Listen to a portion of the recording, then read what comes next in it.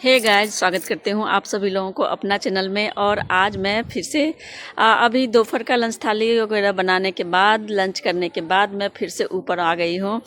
और आज का मौसम ऐसा है ना कि सुबह से लग रहा है जैसे कि अब बारिश टपकेगा, अब बारिश टपकेगा, लेकिन नहीं हुआ है। तो इस चक्कर में मैं क्या ना कि कपड़ा बहुत पहले धो रखी थी, लेकिन इसीलिए नहीं डाल रही थी धूप में कि लग रहा था कि अब बारिश होगा, अब बारिश होगा, लेकिन बारिश नहीं हुआ। और अभी पूरा अच्छे से धूप भी नहीं है, सूरज भगवान को देख सकते हैं।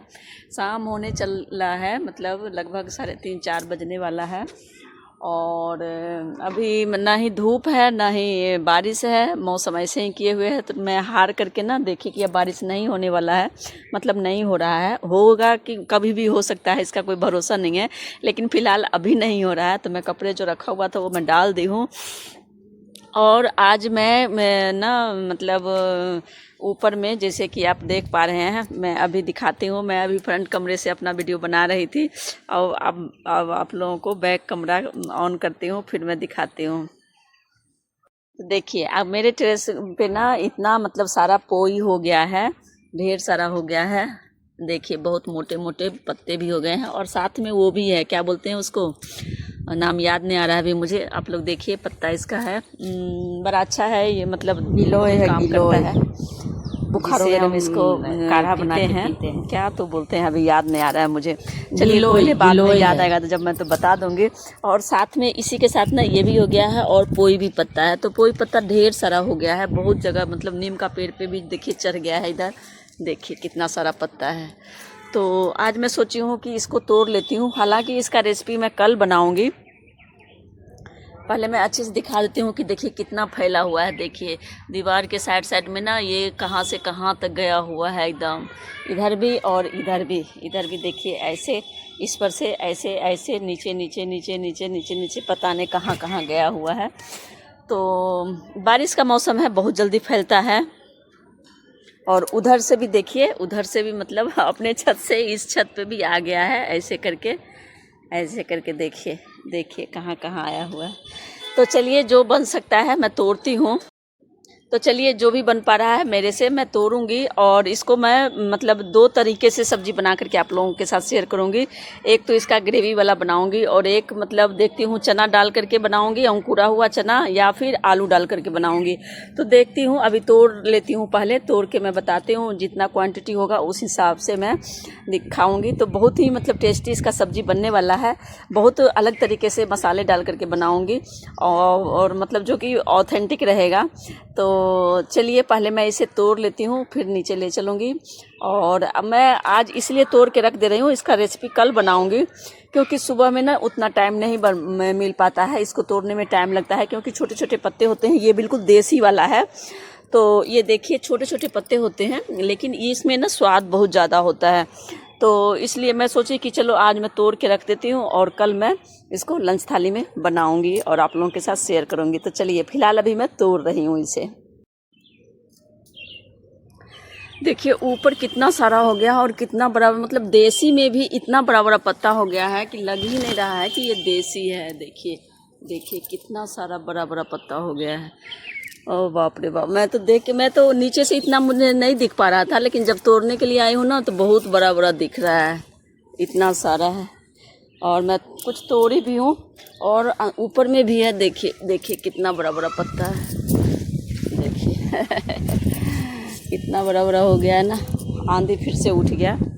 और देखिए इतना सारा मैं तोड़ी हूँ, उसके बाद उतना सारा है। चलिए, और तो देखिए दोस्तों, इतना सारा इसमें हुआ है, और इतना सारा मेरे खोइछा में भी है। ऊपर चढ़ के तोड़ना पड़ा, तो ढेर सारा उधर बड़ा बड़ा पत्ता मिल गया, तो सब मैं तोड़ ली हूँ। चलिए, इसको मैं अब देखती हूँ क्या क्या बना पाऊँगी। नहीं होगा तो मैं रख दूँगी, बाद में फिर बनाऊँगी। तोड़ने में बहुत दिक्कत होता है, तो इसलिए मैं चढ़ी थी तो तोड़ ली। ऊपर चढ़ के तोड़ना पड़ा सबको। तो चलिए, टूट गया है। अब इसे मैं नीचे ले जा रही हूँ, और देखूँगी जितना बनाऊँगी उतना ही धोऊँगी और उसको साफ़ करूँगी। बाकी मैं रख दूँगी, बाद में बनाऊँगी। आज का लंच थाली ना देख करके बिल्कुल नहीं लग रहा है कि ये मतलब घास फूस से बनाई हुई लंच थाली है। यानी कि ये पोई साग से बनाई हूँ मैं। जैसा कि आप मैं पहले बताई कि पोई साग छत पर से तोड़ी थी, अपने गमले में से है, यानी कि ऑर्गेनिक है।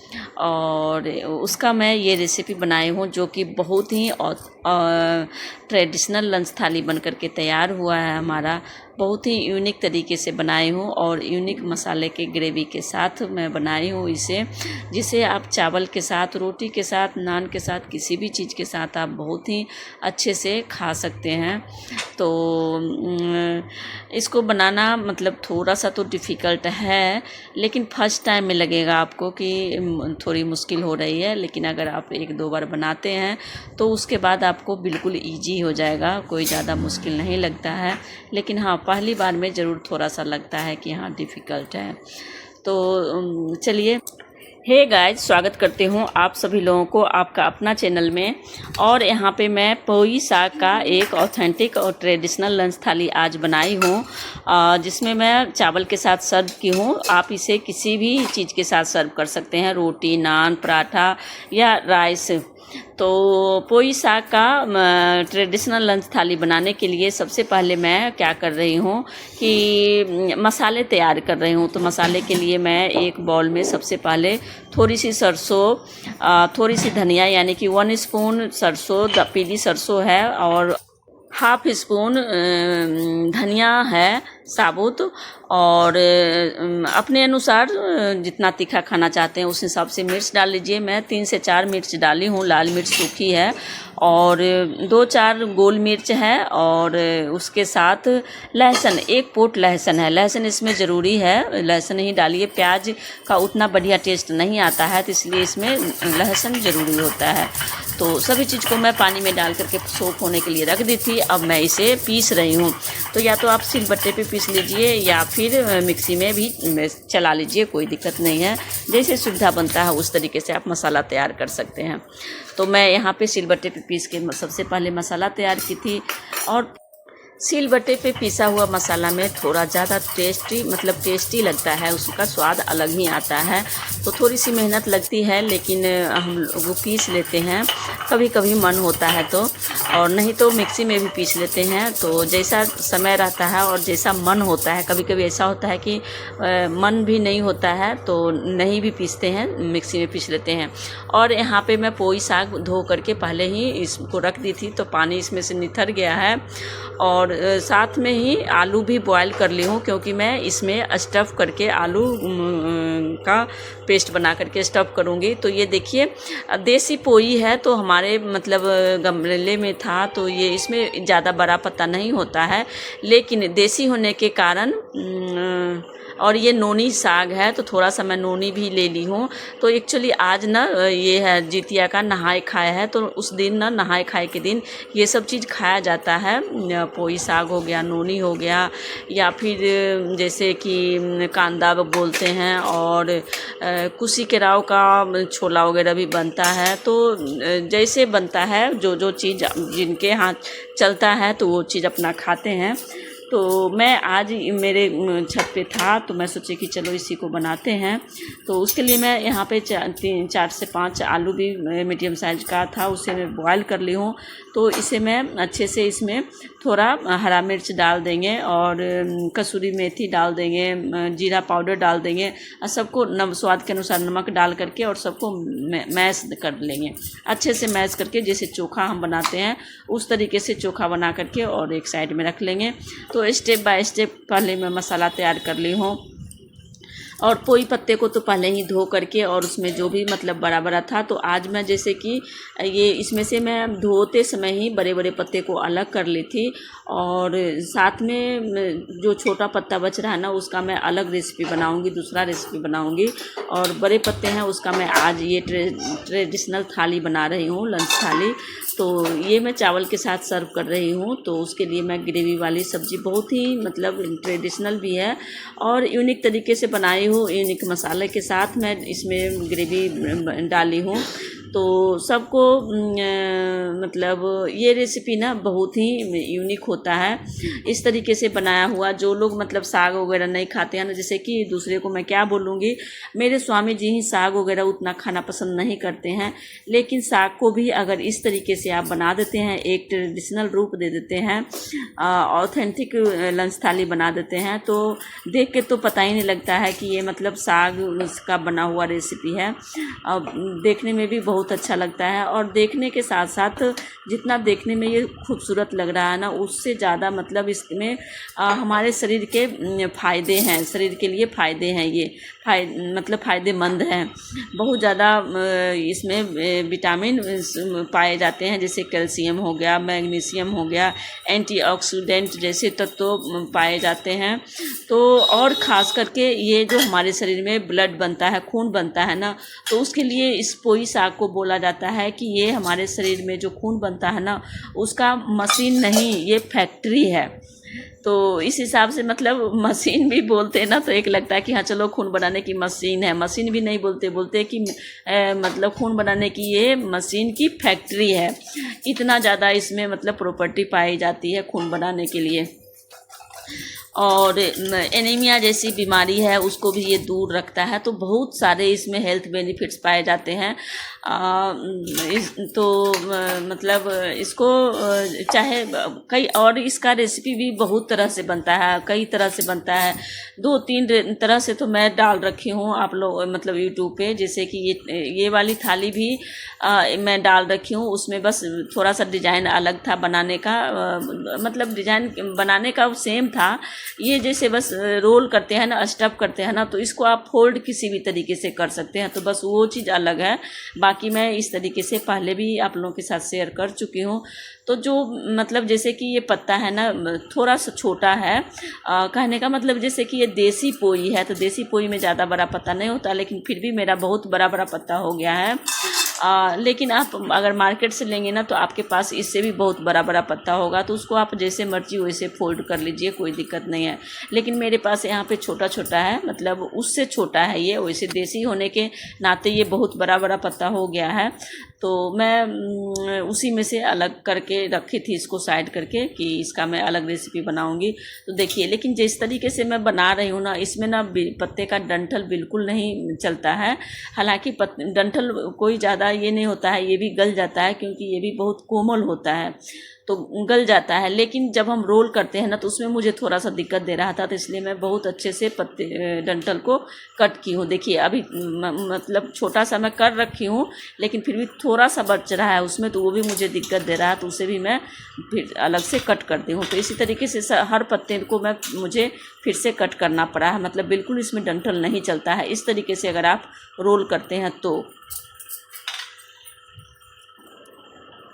इसी तरीके से मैं जो भी मुझे बनाना है वो सबको एक करके मतलब 2 पत्ते मैं ली हूँ, तो ज़्यादा पत्ता नहीं लीजिए आप, 2 पत्ते तक, 1 या 2 पत्ते तक ले सकते हैं। तो मैं 2 पत्ते को ही एक जगह साट करके और उसमें थोड़ा स्टफ़ के लिए जो मैं आलू का स्टफ़ बना करके रखी थी उसको डालते हुए और इस तरीके से मैं रोल कर रही हूँ। तो ईजिली बन जाता है, तो मुश्किल ज़्यादा नहीं होता है। पहली बार अगर बना रहे हैं तो थोड़ा सा आपको लगेगा, लेकिन उसके बाद फिर धीरे धीरे हो जाता है, कोई दिक्कत नहीं है। तो इस तरीके से मैं डालती हूँ और स्टफ़ में ना थोड़ा सा मैं नोनी भी डाल दे रही हूँ, 1-2 रेसा। तो बोला जाता है ना कि जैसे मतलब ये रेसिपी जितिया स्पेशल रेसिपी भी है। तो जो माताएं लोग मतलब अपने संतान के लिए व्रत रखती हैं जितिया का, तो उन लोग ना नहाए खाए के दिन ना उन्हें ये सब रेसिपी खाने के लिए बोला जाता है। मतलब बड़े बुजुर्ग जो हैं वो बोलते हैं कि मतलब ऐसे ये सब चीज़ खाना चाहिए।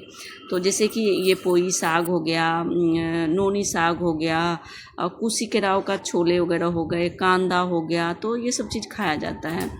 तो मतलब ऐसा है कि जैसे क्लाइंबर वाला चीज़ जो भी होता है ना उसको खाया जाता है। हाँ, ये तोरी तुरई वगैरह भी खाते हैं वो क्लाइंबर में, वो भी क्योंकि फलता है। तो बोला जाता है कि जो क्लाइंबर में होता है, कहने का मतलब है कि जो जल्दी से फास्ट ग्रो करता है और जल्दी ख़त्म नहीं होता है, यानी कि मरता नहीं है। कैसे भी लगा दीजिए आप, वो मतलब मरेगा नहीं, किसी भी मिट्टी में लगा दीजिए वो ग्रो कर जाएगा। तो उस टाइप का चीज़ ना आज के दिन नहाए खाए के दिन खाया जाता है। मरुआ का रोटी हो गया जो मतलब बहुत शक्तिशाली है और मतलब हेल्दी होता है, तो वैसा वैसा चीज़ आज के दिन खाया जाता है। तो इस तरीके से जब मेरा रोल बन गया है तो उसे मैं जो बेसन का घोल बना करके रखी थी तो उसमें डीप करके और बारी बारी से मैं उसमें थोड़े से तेल में डाल करके और उसे फ्राई कर रही हूँ। पहले मैं कढ़ाई बिठाई थी, उसमें तेल डाल करके गर्म कर रही थी, लेकिन फिर बाद में मुझे लगा कि कढ़ाई में मतलब जल्द थोड़ा टाइम लग जाएगा ज़्यादा, इसमें पैन में बनाते हैं तो उसमें ज़्यादा डाल करके हम उस फ्राई कर सकते हैं। तो फिर मैं उसे ट्रांसफ़र करके पैन ही में ही बना ली थी। तो थोड़ा सा हल्के हाथ से बनाएंगे तो इजीली बन जाता है और इसमें ज़्यादा तेल भी नहीं लगता है। अगर आप डीप फ्राई करना चाहते हैं तो डीप फ्राई में भी बना सकते हैं, नहीं तो इस तरीके से थोड़ा सा तेल डाल करके आप बना सकते हैं। और उतना भी वो भी तेल अगर नहीं खाते हैं, मतलब बहुत लोग होते हैं जो बिल्कुल तेल नहीं खाते हैं, तो वो ऑयल फ्री खाना चाहते हैं तो वो बिना तेल का भी बना सकते हैं। उसे हम लोग मखौवा बोलते हैं। तो जैसे पहले माँ लोगों को देखती थी ना, होली वगैरह में पुआ बनाती थी तो दादी वगैरह दादा वगैरह बोलते थे कि मेरे लिए मखौवा बना देने के लिए, यानी कि उनको बिना तेल का चाहिए, बिल्कुल ऑयल फ्री चाहिए। तो इसलिए तो इसे भी उसी तरीके से इसे भी आप मखौवा बना सकते हैं, यानी कि बिना तेल का मतलब सेक सकते हैं। तो इस तरीके से 2 शिफ्ट में मेरा सब तल करके तैयार हो गया है। तो इसके बाद फिर मैं ग्रेवी तैयार करूँगी। ग्रेवी में इसे डीप करना है तो आप देख लीजिए, ग्रेवी में डालने के लिए अगर आपका पत्ता बड़ा है, बड़ा साइज हो रहा है तो इसे आप कट करके भी ग्रेवी में डाल सकते हैं। नहीं तो जैसे कि मेरा यहाँ पे ज़्यादा बड़ा भी नहीं है, जो ज़्यादा छोटा भी नहीं है, तो मैं मतलब बिना कट किए ही डीप कर दी थी ग्रेवी में। तो आप लोग देख लीजिए, आप कट करके भी इसे डाल सकते हैं अपने अनुसार। यहाँ पे मैं बोलना चाहती हूँ कि मतलब इस रेसिपी को बनाने में मैं लहसुन का प्रयोग की हूँ। तो जो लोग लहसुन प्याज नहीं खाना चाहते हैं तो वो लहसुन प्याज ना डाल करके गरम मसाला वगैरह का मतलब मसाला का मात्रा थोड़ा सा बढ़ा देंगे। तो ऐसा नहीं है कि लहसुन प्याज डालने से ही रेसिपी टेस्टी लगता है, बिना लहसुन प्याज का भी रेसिपी अगर थोड़ा सा प्याज और एफर्ट डाल करके बनाते हैं तो बहुत ज़्यादा टेस्टी लगता है। तल ली हूँ 2 शिफ्ट में मेरा ये पूरा तला है। तो जब तक मैं इधर फ्राई कर रही हूँ तब तक चलिए पोई साग के हेल्थ बेनिफिट्स की ओर बढ़ते हैं। और सबसे पहले मैं बता दूं कि पोई साग में आयरन भरपूर मात्रा में पाया जाता है, जिससे हमारे शरीर में होने वाले एनीमिया जैसी बीमारी को ये दूर करने और खून बढ़ाने में बहुत ही मददगार साबित होता है। दूसरे नंबर पर इसके अंदर फाइबर भी प्रचुर मात्रा में पाया जाता है, जिससे पाचन तंत्र को मजबूती मिलती है और कब्ज की समस्या से हमें राहत दिलाता है। विटामिन ए और विटामिन सी इम्यूनिटी बढ़ाने और आँखों त्वचा को हेल्दी रखने में मददगार साबित होता है। इसके अंदर एंटीऑक्सीडेंट प्रॉपर्टी गुण होने के कारण शरीर को फ्री रेडिकल्स डैमेज से बचाकर हेल्दी रखता है। कैल्शियम और मैग्नीशियम की मात्रा भी भरपूर होता है पोई साग में, जिससे हड्डियों और दांतों को मजबूत बनाता है। पोई साग लो कैलोरी वेजिटेबल्स है, जिससे हमारे शरीर में वेट लॉस और हेल्दी डाइट के लिए ये परफेक्ट माना जाता है। तो इस तरीके से वैसे तो बहुत सारे बेनिफिट्स हैं, लेकिन मैं 2-4 पॉइंट को ही कवर की हूँ। और तो मेरे कहने का मकसद है कि अपने डाइट में पोई साग को अवश्य शामिल करें, चाहे जिस रूप में भी हो। बहुत तरीके से इसके रेसिपी बनते हैं, तो जो भी पसंद आए उसको आप बनाएं और अपने किचन में अपने डाइट में शामिल करें। तो यहाँ पे मैं अब ग्रेवी लगा रही हूँ। फ्राई हो चुका है मेरा, तो ग्रेवी लगाने के लिए कढ़ाई गर्म होने के बाद मैं सरसों तेल डाली थी 2 स्पून। जब भी मैं तेल डाली हूँ तो सरसों तेल का ही प्रयोग की हूँ। सरसों तेल से बनाया हुआ रेसिपी ज़्यादा ही स्वादिष्ट लगता है और हमारे शरीर के लिए हेल्दी भी होता है। तो तेल गरम होने के बाद उसमें 1 पतरज, 1 सूखी लाल मिर्च और 1 स्पून पंचफोरन डाल करके चटका ली हूँ। उसके बाद मैं इसके लिए 1 टमाटर कट करके रखी थी लाल वाली, उसे डाल करके थोड़ा सा मतलब उसे सॉफ्ट कर ली हूँ। उसके बाद जो मैं मसाला पीस करके तैयार की थी वो डाल करके उसे अच्छे से भूनेंगे जब तक कि उसमें ऑयल ना दिख जाए। तो बढ़िया से भूनने के बाद मैं थोड़ा थोड़ा पानी डाल करके थोड़ी देर के लिए कवर करके मसाले को अच्छे से भूनी हूँ। और उसमें मतलब बहुत अच्छे से ऑयल दिखने लग गया था, तब उसमें मैं जो मसाला का धोया हुआ पानी वगैरह था वो सब डाल करके, और जितना रिक्वायर्ड है ग्रेवी के लिए उतना मैं क्वांटिटी में पानी डाल दी हूँ। थोड़ा सा क्वांटिटी पानी का रखी हूँ, ज़्यादा दी हूँ ताकि ये जो बेसन का कोट चढ़ा हुआ है इसमें, तो ये बाद में पानी ऑब्जर्व कर लेता है, तो थोड़ा सा मात्रा ज़्यादा रखें। और इस तरीके से जब ग्रेवी में एक बॉयल आ गई है तो जो हमारे पास पकौड़ा तल करके रखे थे पोई साग का, उसे मैं एक एक करके इसमें डीप करती हूँ और 2-4 मैं बचा भी ली हूँ कि बाद में इसे मैं सूखा सर्व करूँगी। तो इस तरीके से आज हमारा मतलब अपने किचन में एक हेल्दी एंड टेस्टी पोई साग से बना हुआ ट्रेडिशनल लंच थाली तैयार की हूँ।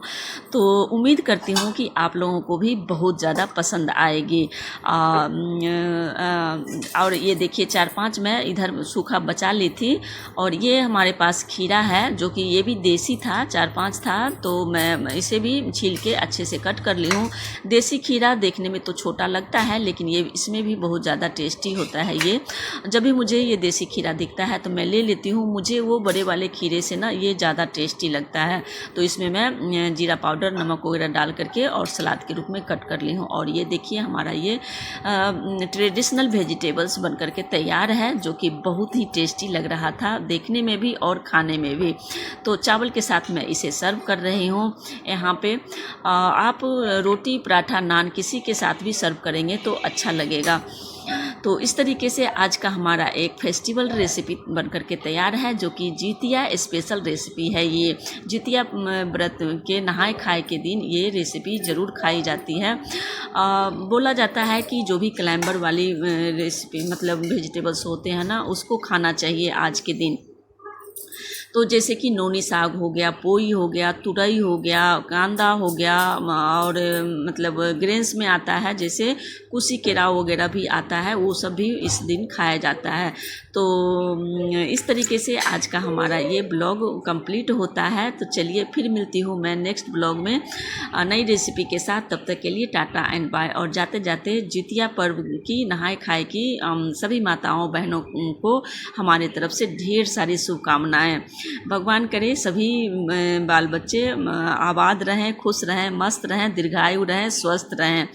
तो आई होप आज का हमारा ब्लॉग अच्छा लगा होगा, और थोड़ा सा भी अच्छा लगा है, आप लोगों को टच किया है, तो लाइक, शेयर एंड सब्सक्राइब ज़रूर करें। और ज़्यादा से ज़्यादा मैं चाहूँगी कि आप लोग शेयर करें अगर पसंद आती है वीडियो तो चलिए फिर मिलती हूँ मैं नई रेसिपी के साथ। तब तक के लिए टाटा एंड बाय। आप लोग भी अपना ध्यान रखिए, अपनों के साथ रहिए, खुश रहिए, मस्त रहिए, हेल्दी रहिए।